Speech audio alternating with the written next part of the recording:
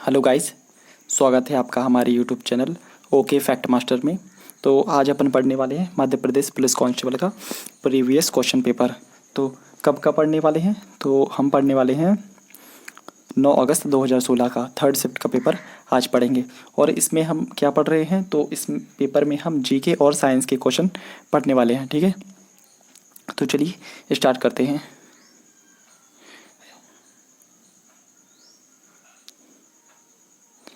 पहला क्वेश्चन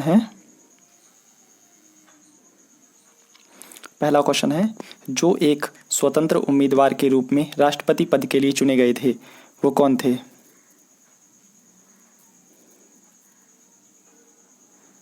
तो इसका सही आंसर है बीवी गिरी। बीवी गिरी स्वतंत्र उम्मीदवार के रूप में राष्ट्रपति पद के लिए चुने गए थे। ठीक है, कब चुने गए थे? तो 1969 में।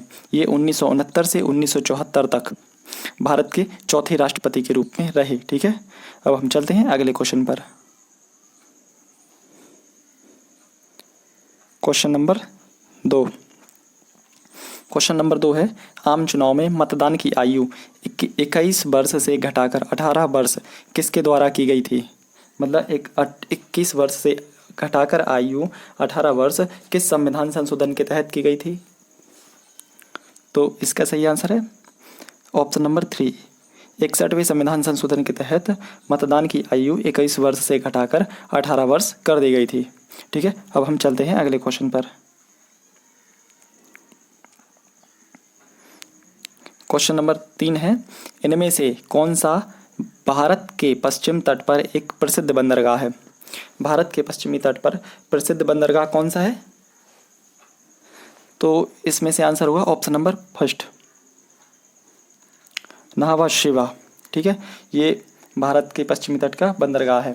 ठीक है, भारत के पश्चिमी तट पर कितने बंदरगाह हैं? तो आंसर है 6 बंदरगाह हैं। कौन कौन से एक बार मैं बता देता हूँ। देखो, गुजरात में है कांडला पोर्ट, महाराष्ट्र में है मुंबई, और पड़ा है नाहवा शिवा एक ये। ठीक है, और मुरमागो ये चौथा, और पांचवा कौन सा है? न्यू मंगलोर जो कि कर्नाटक में है, और छठवा कौन सा है? कोच्चि जो कि केरल में है। ठीक है, ये जो कोच्चि जो पश्चिमी तट है ये वेम्बनाड झील में स्थित है। ठीक है, चलो अब हम चलते हैं अगले क्वेश्चन पर।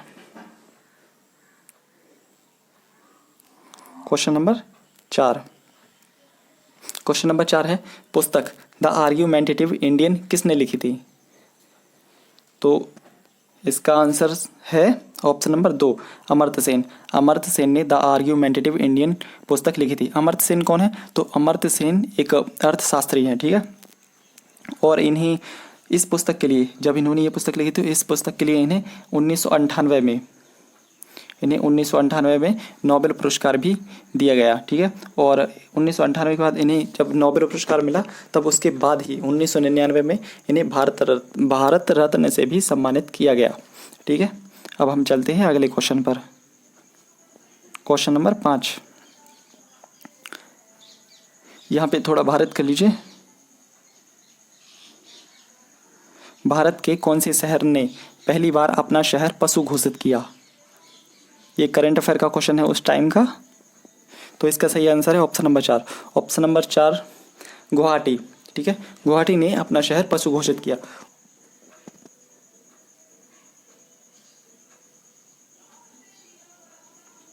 क्वेश्चन नंबर 6 है, भारत में न्यायिक समीक्षा की कौन शक्ति रखता है? तो इसका आंसर होगा ऑप्शन नंबर 2, सर्वोच्च न्यायालय। ठीक है, और मुझे ये बताइए कि किस अनुच्छेद में लिखा हुआ है कि भारत का एक सर्वोच्च न्यायालय होगा? तो आर्टिकल 124 में लिखा है कि भारत का एक सर्वोच्च न्यायालय होगा। ठीक है,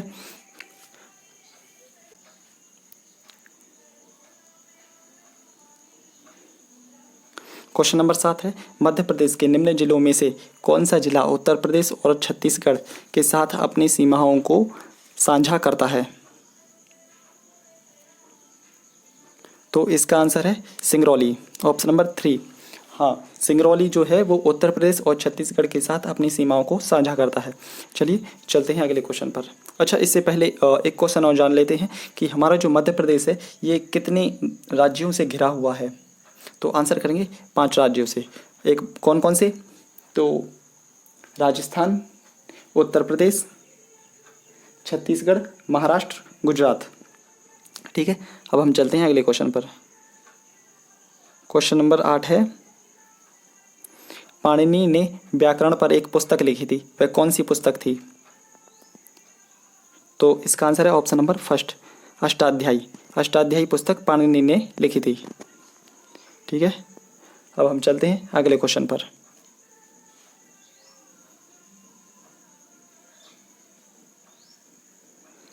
क्वेश्चन नंबर 9 है, चंडीगढ़ किस किस राज्य की राजधानी है? तो इसका आंसर है ऑप्शन नंबर 4, चंडीगढ़ जो है वो पंजाब और हरियाणा की राजधानी है। ठीक है, हम चलते हैं अगले क्वेश्चन पर।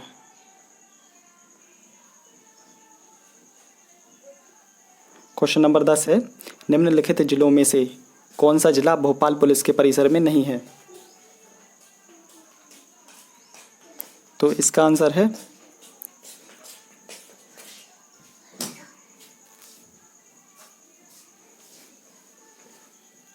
Chhindwara, option number 4। ठीक है, तो जो छिंदवाड़ा है वो भोपाल परिसर के अंतर्गत नहीं आता है। ठीक है, सीहोर, राजगढ़ और विदिशा जो है वो भोपाल पुलिस के अंतर्गत आते हैं। ठीक है, अब हम चलते हैं अगले क्वेश्चन पर। क्वेश्चन नंबर 11 है, भारतीय उपमहाद्वीप का सबसे प्राचीन विश्वविद्यालय कौन सा है? तो इसका आंसर है ऑप्शन नंबर 2, तक्षशिला विश्वविद्यालय। तक्षशिला विश्वविद्यालय भारतीय उपमहाद्वीप का सबसे प्राचीनतम विद्यालय है। ठीक है, और ये कहाँ पर है? तो ये अभी पाकिस्तान में है। ठीक है, चलो चलते हैं अगले क्वेश्चन पर। क्वेश्चन नंबर 12, कौन सा बांध नर्मदा नदी पर बनाया गया है जो पश्चिमी मध्य प्रदेश में खंडवा जिले के पुनासा गांव से लगभग 10 किलोमीटर दूर है? यदि आपने हमारा पिछला जो पेपर है वो पढ़ा होगा तो इसका आंसर हम बता चुके हैं पिछले पेपर में। तो इसका सही आंसर है ऑप्शन नंबर 3, इंदिरा सागर बांध। इंदिरा सागर बांध जो है वो खंडवा जिले में स्थित है और खंडवा जिले के पुनासा गांव में। ठीक है, पुनासा गांव से लगभग 10 किलोमीटर दूर है और ये नर्मदा नदी पर बनाया गया है। ठीक है, चलते हैं अगले क्वेश्चन पर। Question number 13। क्वेश्चन नंबर 13 है, भारत के प्रधानमंत्री बनने के लिए न्यूनतम आयु क्या है? भारत के प्रधानमंत्री बनने के लिए न्यूनतम आयु कितनी होनी चाहिए? तो आंसर है ऑप्शन नंबर 2, 25 वर्ष। ठीक है, और भारत का राष्ट्रपति बनने के लिए न्यूनतम आयु कितनी होनी चाहिए? तो आंसर है 35 वर्ष। ठीक, अब हम चलते हैं अगले क्वेश्चन पर। क्वेश्चन नंबर 14 है, भारत सरकार की नोडल एजेंसी जो सरकारी नीतियों पर प्रिंट और इलेक्ट्रॉनिक मीडिया को जानकारी देती है वह है? भारत सरकार की नोडल एजेंसी का नाम बताइए जो कि सरकारी नीतियों पर प्रिंट और इलेक्ट्रॉनिक मीडिया को जानकारी देती है, उसका नाम क्या है? तो आंसर है ऑप्शन नंबर फर्स्ट, पत्र सूचना कार्यालय। ठीक है, अब हम चलते हैं अगले क्वेश्चन पर। Question number 15। क्वेश्चन नंबर 15 है, बीना और धसान किस की सहायक नदियां हैं? बीना और धसान जो नदी हैं वो कौन सी नदी की सहायक नदियां हैं? तो इसका आंसर है ऑप्शन नंबर 4, बेतवा। बीना और धसान बेतवा की सहायक नदियां हैं। ठीक है, हम ऑप्शन देख लेते हैं। चलिए बताइए, नर्मदा नदी कहाँ से निकलती है? तो नर्मदा नदी मैकाल पर्वत के अमरकंटक से निकलती है। ठीक है, और ये जो नर्मदा नदी है कितने राज्यों में बहती है? 3 राज्यों में बहती है। कौन कौन से? मध्य प्रदेश, महाराष्ट्र और गुजरात से होते हुए अरब सागर में गिर जाती है। ठीक है, अब चलिए बताइए, ताप्ती नदी कहाँ से निकलती है? तो ताप्ती नदी सतपुड़ा पर्वत के मुल्ताई से निकलती है। या कह सकते हैं कि बैतूल ज़िले में जो मुल्ताई है वहाँ से निकलती है, ठीक है। और बेतवा नदी कहाँ से निकलती है? तो बेतवा नदी रायसेन के कुम्हारा गांव से निकलती है। कौन सी पहाड़ियों से? विंध्याचल पहाड़ियों से, ठीक है। और चंबल नदी कहाँ से निकलती है? तो चंबल नदी जो इंदौर है, इंदौर के महू से निकलती है। या फिर ये कह सकते हैं कि विंध्याचल पर्वतमाला से निकलती है, या फिर ये कहेंगे कि जाना पाव पहाड़ी से निकलती है, ठीक है। चलिए अब हम चलते हैं अगले क्वेश्चन पर। Question number 16। क्वेश्चन नंबर 16 है, भारतीय महिला क्रिकेट टीम की कप्तान थी। कौन भारतीय महिला क्रिकेट टीम की कप्तान थी जिनका जन्म मध्य प्रदेश में हुआ था? तो इसका सही आंसर है ऑप्शन नंबर फर्स्ट, संध्या अग्रवाल, ठीक है। संध्या अग्रवाल, इनका जन्म मध्य प्रदेश में हुआ था और ये भारतीय महिला क्रिकेट टीम की कप्तान भी रह चुकी हैं, ठीक है। चलिए चलते हैं अगले क्वेश्चन पर। Question number 17। 2008 में किसने भारत में ई पासपोर्ट की पहली प्रति प्राप्त की? तो इसका आंसर है ऑप्शन नंबर 2, प्रतिभा पाटिल। प्रतिभा पाटिल ने 2008 में ई पासपोर्ट की पहली प्रति प्राप्त की थी, ठीक है। चलो चलते हैं अगले क्वेश्चन पर। Question number 18। क्वेश्चन नंबर 18 है, फरक्का बैराज परियोजना किसके संरक्षण और रखरखाव के लिए बनाया गया है?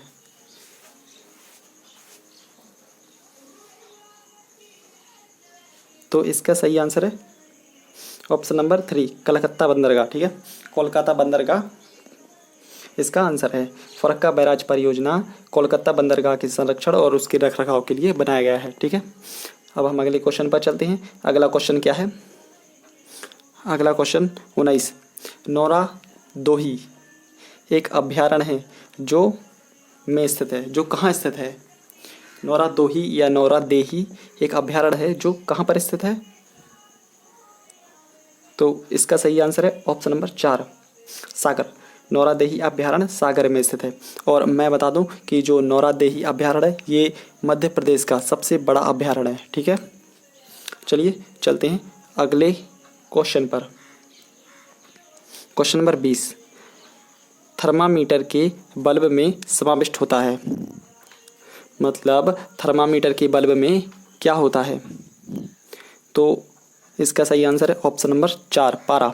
हाँ, आपने देखा होगा जब कभी आप डॉक्टर के पास इलाज कराने गए होंगे तो वो एक पेन टाइप का सफ़ेद सफ़ेद होता है, वो मुंह में वो बोलता है कि इसके मुंह में रखो या फिर यहाँ पे कांखी में दबा के रखो, बोलता है ना।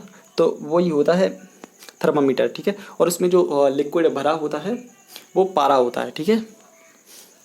हम चलते हैं अगले क्वेश्चन पर।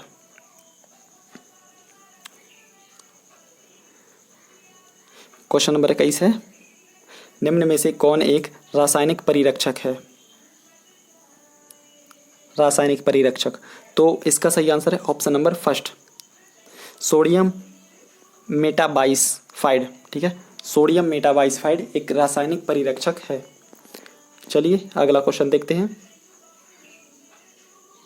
अगला क्वेश्चन है, प्रकृति में ऑक्सीजन और कार्बन डाइऑक्साइड के संतुलन को इनके द्वारा नियंत्रित किया जाता है। तो इसका सही आंसर है हरे पौधे। हरे पौधों के द्वारा ही ऑक्सीजन और कार्बन डाइऑक्साइड को संतुलित किया जाता है और नियंत्रित भी किया जाता है, क्योंकि हरे पौधों से ही हमें ऑक्सीजन मिलता है और वो क्या करते हैं, वो कार्बन डाइऑक्साइड लेते हैं और ऑक्सीजन को छोड़ते हैं, ठीक है। चलिए अगला क्वेश्चन देखते हैं। क्वेश्चन नंबर 23 है। क्वेश्चन नंबर 23 है, पत्तियों के पीछे छोटे द्वार जिनसे पौधे सांस लेते हैं। जिनसे यहाँ पे जिन्हें थोड़ा गलत लिखा हुआ है, यहाँ पे कर लीजिए जिनसे पौधे सांस लेते हैं वो क्या कहलाते हैं? आपने कभी छोटे छोटे पत्ते देखे होंगे तो उनमें क्या होता है कि कभी आप गौर से देखिए उनमें छोटे छोटे छिद्र होते हैं, तो उन छिद्रों के द्वारा ही जो पौधे हैं वो सांस लेते हैं, ठीक है। तो इन छोटे छोटे छिद्रों को क्या कहते हैं? इन छोटे छोटे छिद्रों को स्टोमाटा कहते हैं। इसे इंग्लिश में स्टोमाटा कहते हैं, हिंदी में क्या कहते हैं? तो हिंदी में रंध्र कहते हैं। ठीक है, ये देख लीजिए क्वेश्चन में जो ऑब्जेक्ट है वो भी इंग्लिश में लिख कर आता है। हिंदी वालों के लिए ये ज़रूरी है कि वो जो भी हिंदी में नाम है तो वो हिंदी में तो पढ़े ही, लेकिन इंग्लिश में भी पढ़े। ठीक है, क्वेश्चन नंबर, अगला क्वेश्चन है 24। भूपर्पटी के खंड जो अपनी नियत गति के कारण एक दूसरे से टकराकर भूकंप को घटित करते हैं कहलाते हैं। मतलब जब भूकंप आता है तो जब वो जो भूपर्पटी है, वो खंड है, वो एक दूसरे से टकराता है तो वो क्या कहलाते हैं?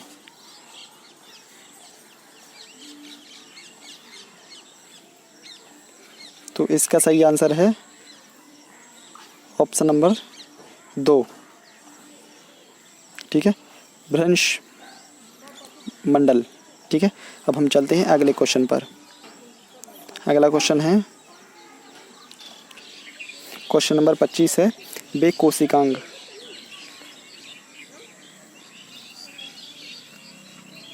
क्वेश्चन नंबर 25 है, वे जो मृत वनस्पति, यहाँ पे वे कर लीजिए, वे जो मृत वनस्पति और जानवरों के ऊतकों का भोजन करते हैं और उन्हें गहरे रंग के पदार्थ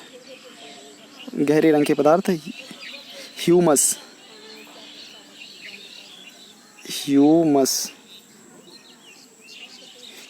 में बदलते हैं, क्या कहलाते हैं वो? तो सूक्ष्मजीव और कवक। ठीक है, ऑप्शन नंबर 3। सूक्ष्मजीव और जो कवक हैं वो मृत जीवों को खाते हैं और उनसे अपना भोजन प्राप्त करते हैं। ठीक है, तो अब हम चलते हैं अगले क्वेश्चन पर। Question number 26। मानव कान आवृत्ति की ध्वनि सुन सकते हैं। मानव के जो कान होते हैं वो कितनी आवृत्ति की ध्वनि सुन सकते हैं? तो इसका सही आंसर है ऑप्शन नंबर 2, 20 हर्ट्ज से 20,000 हर्ट्ज के मध्य में। ठीक है, अब हम चलते हैं अगले क्वेश्चन पर। अगला क्वेश्चन है, वे कोशिकांग जो पशु कोशिकाओं में अनुपस्थित रहते हैं परंतु वनस्पति कोशिकाओं में उपस्थित रहते हैं, क्या कहलाते हैं? वे कोशिका के अंग जो पशुओं की कोशिकाओं में तो अनुपस्थित हैं लेकिन वनस्पति कोशिकाओं में उपस्थित हैं, क्या कहलाते हैं?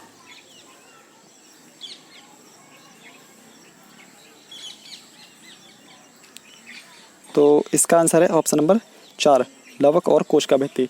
लवक और कोशिका भित्ति जो है वो पादपों में पाई जाती है, जंतुओं में नहीं पाई जाती है। ठीक है, अब हम चलते हैं अगले क्वेश्चन पर। Question number 28। क्वेश्चन नंबर 28 है, चिकित्सा अवतल दर्पण का प्रयोग देखने के लिए करते हैं। जो चिकित्सक हैं, जो डॉक्टर हैं, वो यहाँ पे थोड़ा मिस प्रिंटिंग है, यहाँ पे दंत चिकित्सक है। जो दंत चिकित्सक है वो अवतल दर्पण का प्रयोग देखने के लिए करते हैं। तो क्या देखने के लिए? तो इसका आंसर है ऑप्शन नंबर 3, दांतों का विस्तृत प्रतिबिंब, मतलब बड़ा और स्पष्ट प्रतिबिंब देखने के लिए वो अवतल दर्पण का प्रयोग करते हैं दंत चिकित्सक, दांतों वाले डॉक्टर। ठीक है, अब हम अगला क्वेश्चन देखते हैं। अगला क्वेश्चन है,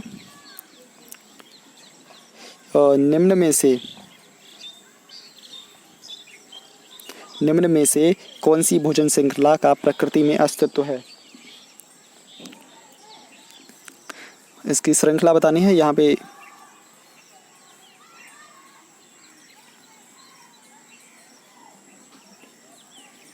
ठीक है, निम्न में से कौन सी भोजन श्रृंखला का प्रकृति में अस्तित्व है? तो इसका सही आंसर है ऑप्शन नंबर 1, घास, फिर कीट, फिर मेढक। घास को कीट खाएंगे, कीट को मेढक खाएगा। ठीक है, और हमें स्टार्टिंग से ही श्रृंखला बनानी होती है, घास से ही बनानी होती है। यदि आप कहें कि ये भी तो ठीक है कि कीट फिर मेढक फिर सांप, नहीं, तो श्रृंखला पहले घास से ही स्टार्ट होती है, क्योंकि जो घास है, पेड़ पौधे हैं, ये अपना भोजन स्वयं बनाते हैं, इनसे ही श्रृंखला स्टार्ट होती है। ठीक है, अब हम चलते हैं अगले क्वेश्चन पर। अगला क्वेश्चन है, जब किसी बर्तन में रखे सामान्य पानी में इलेक्ट्रोड को डुबाया जाता है और विद्युत धारा प्रवाहित की जाती है तब ऑक्सीजन के बुलबुले किस पर बनते हैं? जब किसी बर्तन में रखे सामान्य पानी में इलेक्ट्रोड को डुबाया जाता है और विद्युत धारा प्रवाहित की जाती है तब ऑक्सीजन के बुलबुले किस पर बनते हैं? तो इसका आंसर है ऑप्शन नंबर फर्स्ट, बैटरी का धनात्मक सिरे से जुड़े हुए इलेक्ट्रोड पर। ठीक है, अब हम चलते हैं अगले क्वेश्चन पर। Question number 31। क्वेश्चन नंबर 31 है, यहाँ पे लिख लीजिए वायुमंडल। वायुमंडल थोड़ा अभी मेरे पास पेन नहीं है जिसके कारण मैं अच्छे तरीके से लिख नहीं पा रहा, तो आप यहाँ पे क्वेश्चन नंबर 31 में स्टार्टिंग में है वायुमंडल। वायुमंडल में ओजोन परत को हानि पहुँचाने के लिए जिम्मेदार प्रदूषक को पहचानिए। तो जिम्मेदार प्रदूषक कौन है ओजोन परत को हानि पहुँचाने वाला? तो इसका आंसर है option number 3, sorry option number 2, CFC। जो CFC है क्लोरोफ्लोरोकार्बन, ये ओजोन परत को हानि पहुंचाने का कार्य करता है। ठीक है, और ओजोन परत का क्षरण इससे बहुत ज़्यादा होता है क्योंकि ये ओजोन परत के जो अणु होता है उनको नष्ट कर देता है। ठीक है, अब हम चलते हैं अगले क्वेश्चन पर। अगला क्वेश्चन है 32।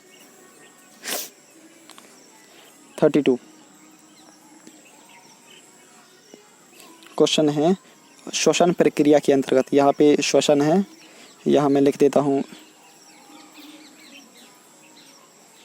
श्वसन, यहाँ पे लिखा हुआ है ये श्वसन। ठीक है, श्वसन प्रक्रिया के अंतर्गत है। श्वसन प्रक्रिया के अंतर्गत क्या क्या आता है? तो इसका आंसर होगा ऑप्शन नंबर 4, अंतःश्वसन और निःश्वसन दोनों ही श्वसन प्रक्रिया के अंतर्गत आते हैं। ठीक है, अब हम चलते हैं अगले क्वेश्चन पर। क्वेश्चन नंबर 33, पदार्थों के कौन से सेट में क्षारक मौजूद होता है? पदार्थों के कौन से सेट में क्षारक मौजूद होता है? तो इसका आंसर है ऑप्शन नंबर 2, साबुन और मैग्नीशिया का दूध, इसमें क्षारक मौजूद होता है। ठीक है, चलिए चलते हैं अगले क्वेश्चन पर। तो आज के लिए इतना ही बहुत है। यदि आपको वीडियो अच्छा लगा हो तो वीडियो को लाइक करें और हमारे चैनल को सब्सक्राइब कर लें और अपने दोस्तों को ज़रूर शेयर करें ज़्यादा से ज़्यादा। ठीक है, क्योंकि एग्ज़ाम आने वाले हैं, इसलिए जो पुराने क्वेश्चन पेपर हैं, प्रीवियस क्वेश्चन पेपर, उनकी प्रैक्टिस करना बहुत ज़रूरी होता है। ठीक है, तो आप चैनल को सब्सक्राइब कर लें। ठीक है, और लाइक करें वीडियो को। चलिए मिलते हैं अगली वीडियो में।